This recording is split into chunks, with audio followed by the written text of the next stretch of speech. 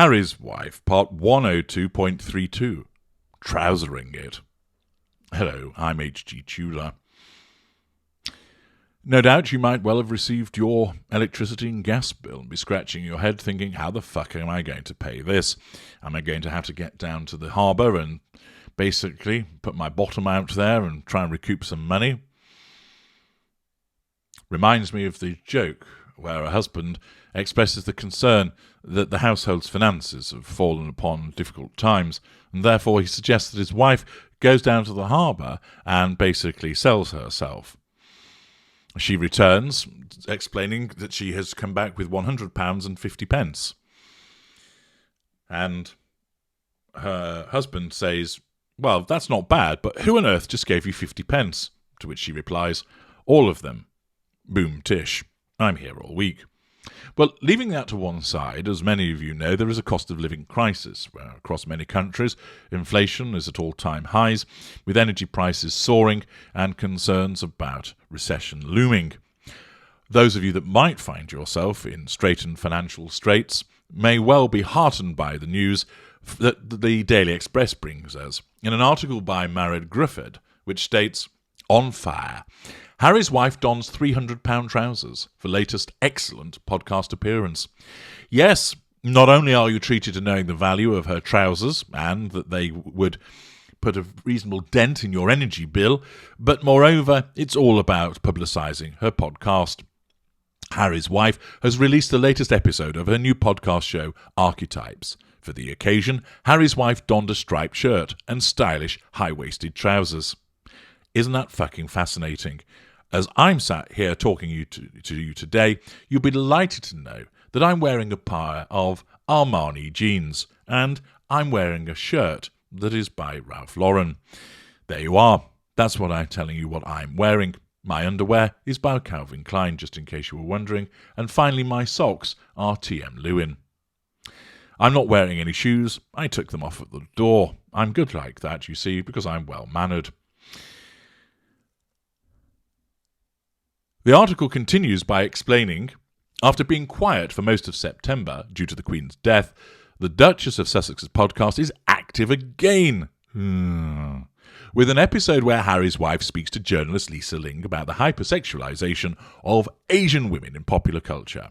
Lisa shared a photo of herself, her daughter, and Harry's wife on her Instagram. Whoopie-fucking-do. It seemed that the episode was recorded at the same time as Harry's wife filmed the trailer for her podcast back in August, as the Duchess was wearing the same outfit as in the clip she shared at the time. Absolutely fucking fascinating news, and information that's well worth sharing with you, I'm sure you'll agree. On August 23rd, earlier this year, Harry's wife released the first episode of her podcast, as well as promotional content where she was seen wearing a striped shirt and high-waisted trousers. She was seen donning this outfit again on Lisa Ling's Instagram. Oh, the horror. Though, interestingly, as I look at the picture, what immediately comes to mind? Yes, we're looking upon the Duchess of Industrial Beige. That's Industrial Beige.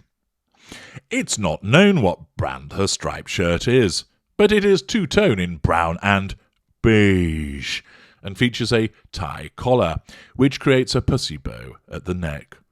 Harry's wife had chosen to wear it open and undone a few buttons. Ooh, such a tease, huh? She had tucked the blouse into a pair of high-waisted beige trousers, which had paper bag pleats and a matching belt. And if I recall correctly, and you've seen the picture, of course, on your screens, that evidently the iron wasn't working that day, as her kecks are particularly creased, although I do understand that one of the sugars then took to the picture with Photoshop to iron out the creases. Ridiculous, isn't it? Harry's wife's trousers, the article tells us, were by Los Angeles-based designer Anine Bing, and are the Elise trouser in oat. It's not oat, that's just a posh way of saying beige, costing £300 on Farfetch. The online description explains the product details. Poised and polished, these trousers from Anine Bing offer a high waistline with a straight leg silhouette and a cropped ankle hem. Soft pleats at the waist create a flattering fit, while the soft linen construction offers easy breathability and all-day comfort, even if it's bastard difficult to iron. They're finished with an adjustable tonal fabric belt that can be removed to achieve a more casual appeal. To complete the look, Harry's wife wore a pair of Aquazura heels. It's not confirmed whether she stole them or not. The exact shoes are called the Purist 105 Nude. Nude also being another word for, yes, you guessed it, beige. The Purist 105 Nude Nappa leather pump. They are in the colour meringue, bullshit, and are made from leather, featuring a pointed toe, slip-on style, and high stiletto heel. Usually priced at £530, I can hear you all now immediately going online to purchase some. The heels are currently on sale at £503, a whopping reduction there, with a 5% discount on Farfetch. Harry's wife's hair was tied back in a slick low ponytail and a prominent middle parting. She accessorised with her signature Cartier pieces. Princess Diana, Princess of Wales, gold tank Cartier watch, as well as her love bracelet, which she has worn on numerous occasions. Harry's wife also donned simple stud earrings and had her wedding ring on her finger. Fuck me. Fans praised Harry's wife's outfit, as well as the latest episode with Lisa Ling. Many commented on how much they liked the interview between the Duchess and the journalist. Yeah, right. Sociologist Nancy Ewan also featured on the episode, as well as comedian and actress Margaret Cho.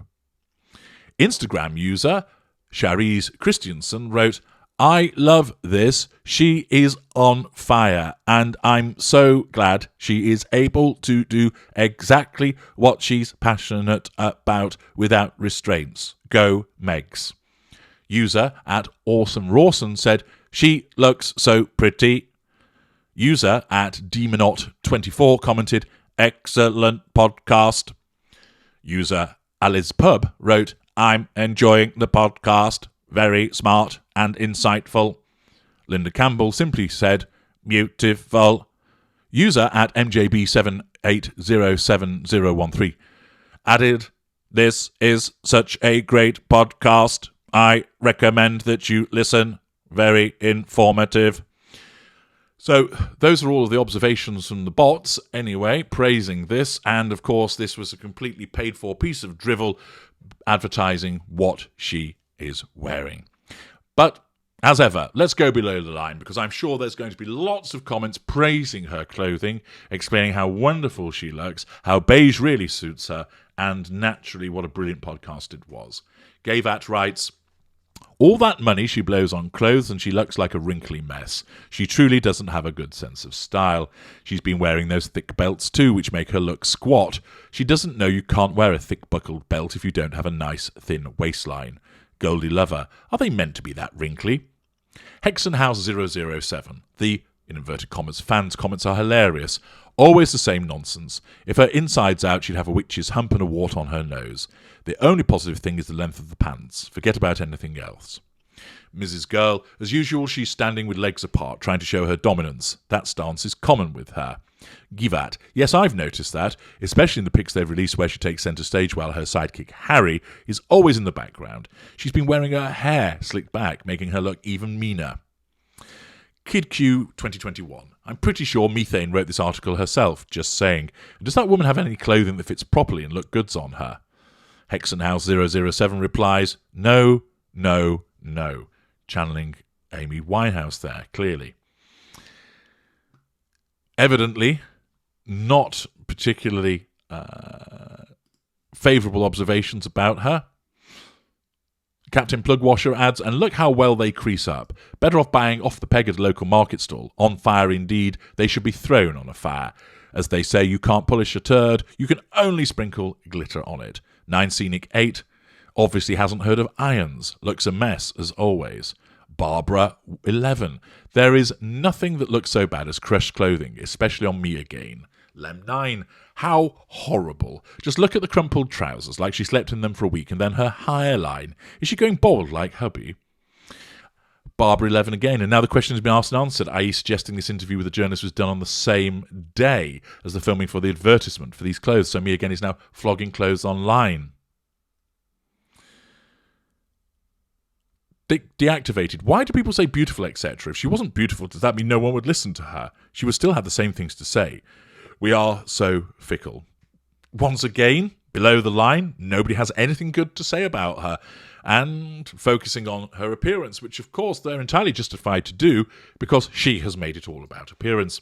As I've explained elsewhere, her level of delusion as a narcissist means she thinks she looks fantastic all of the time, and even if she looks in the mirror and would see wrinkled trousers, she would still think that's such a good look.